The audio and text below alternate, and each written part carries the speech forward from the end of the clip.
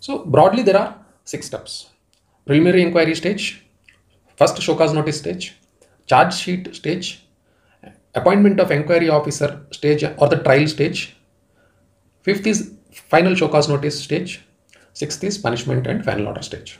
So this is the huge subject, but I am limiting it because of the shortage of time. I am limiting it to the 6 steps.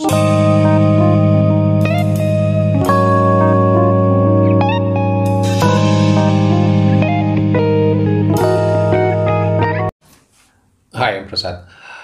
There are 6 steps for conducting the departmental inquiry against the government servant who suffers a disciplinary action if any complaint is lodged against the government servant.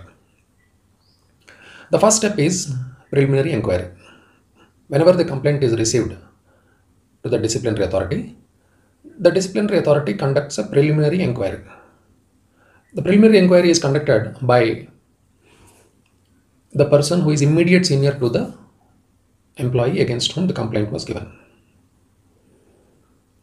That is why the immediate seniors of the government servants command a lot of respect. So the immediate senior of the government servant against whom complaint is received will send a report to the disciplinary authority. Now the disciplinary authority issues a show cause notice to the delinquent employee. So the employee against whom the allegation is made is called the delinquent employee. For the sake of understanding, I will address him as an employee itself. So show cause notice is issued by the disciplinary authority to the employee. Employee must give reply. This is the second stage. Now the third stage is disciplinary authority. If they are satisfied with the reply that is given by the employee based on the first show cause notice, they may drop all further action, because many complaints are received against government servants. So they may drop the action there itself. If they are not satisfied with the reply of the employee, then charge sheet is issued to the delinquent employee. Employee has to give reply to the charge sheet. This is the third stage. The fourth stage is, if the disciplinary authority is not satisfied with the reply given by the employee to the charge sheet, they will issue a order for appointing an inquiry officer. Now this is the step where a person not related to the organization or to the department will come and conduct an inquiry. So that will be an impartial inquiry.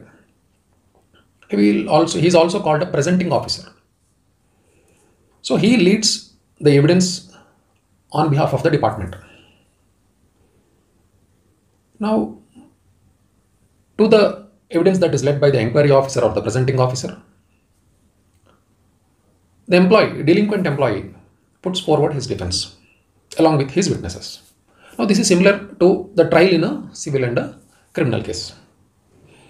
And the next stage is inquiry officer, after completing the defense of the delinquent employee, submits a report to the disciplinary authority.